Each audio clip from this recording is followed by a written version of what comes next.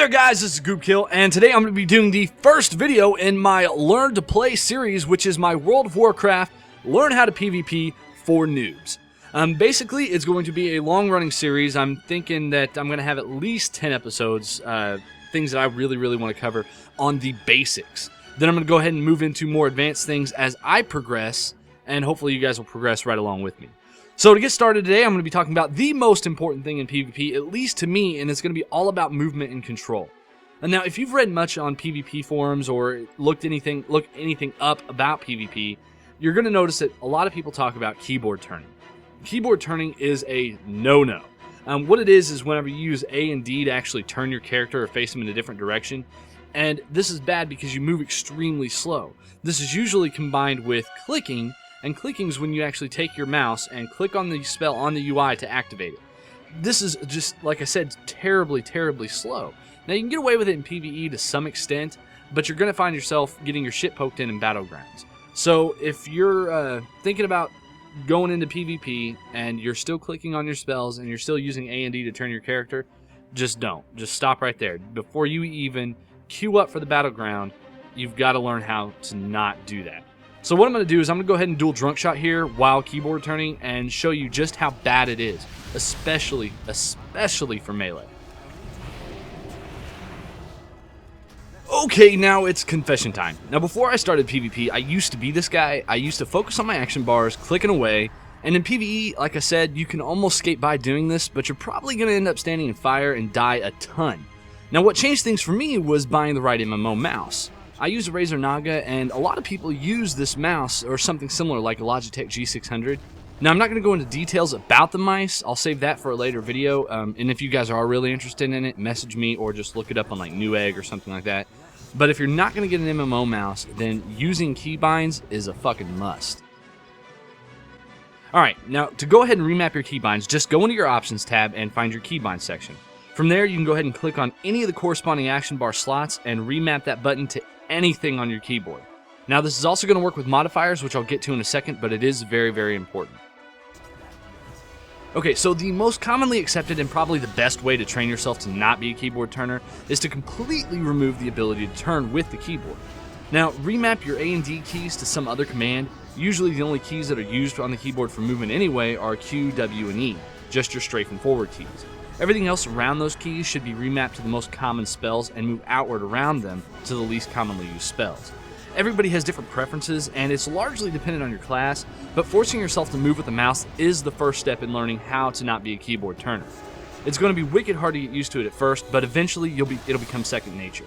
Now, I personally don't use A or D, but I do occasionally backpedal with the S key.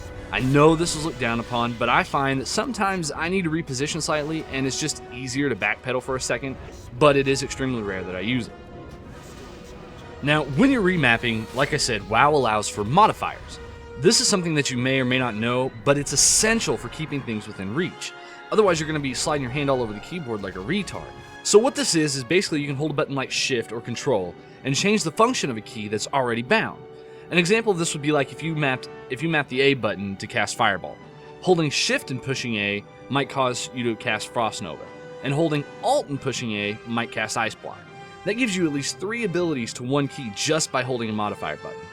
The same concept applies to Naga users, so I generally try to keep my abilities with similar functions close to each other, like my CCs and dispels and defensive cooldowns all together, my utility spells, and so on. It just helps me keep everything straight. Now let's get into mouse turning. Mouse turning is actually really simple. Just always hold your right mouse button down. When you do that and move your mouse, your character is going to turn as fast as you can move the mouse. If you hold down both mouse buttons, your character is going to run forward and the camera will center behind you. And as always, hold your left mouse button down will rotate your camera only. Speaking of your camera, one thing I did want to mention is it's a good idea to go ahead into your settings and uncheck the auto follow option for the camera. The reason you want to do this is that if you're kiting and need to run ahead, you can keep doing so while you're watching what's going on behind you. It's not always needed, but for certain classes, it's super fucking useful. Now, the last thing that I want to talk about for movement and control is the macros. Macros are crazy important in PvP. Really, macros are just important for the game in general. What they do is that they allow you to modify your keys to do multiple things at once. or just modify the spell to be more useful. So what you're going to do is just go into your macros menu, same thing from the options, and from there it's easy and complicated at the same time. The concept is a little easy to understand, but sometimes the code you have to enter is a little hairy. So there are many resources available where you can find the most useful macros for your class, and I'll be going over the Ret Paladin macros I use in a later video, but for now I just wanted to give some simple examples. So first off, let's say you're playing a Fire Mage, and you're using Scorch, but you need to blink away. Since you can cast Scorch while you're moving, you can't cancel it without basically hitting the escape key, and that's where the macros come in. A stop casting macro is one of the most common you'll see, and it's a simple concept. It will look like this in your interface. For a spell like Blink, go #ShowToolTip Blink. What this is going to do is it's going to show you the tooltip and spell symbol, the same on your action bars as a regular Blink would. And then the next line will say /stopcast to stop anything currently being cast, then /cast Blink, which is just what it says. It'll just cast your Blink. So now, when you're in the middle of a Scorch cast and you cast Blink, you'll instantly stop casting Scorch and blink away. Now, there are literally hundreds upon hundreds of macros out there. They do all kinds of things, like blowing all your offensive cooldowns at the same time, blowing key defensive cooldowns at the same time. Like I'll cast Divine Shield and use a Health Stone at the same time. Things like that, they're just everywhere, and there's many useful ones, and some that I may have not even heard about yet. Just go ahead, and I'm going to do a video on them eventually.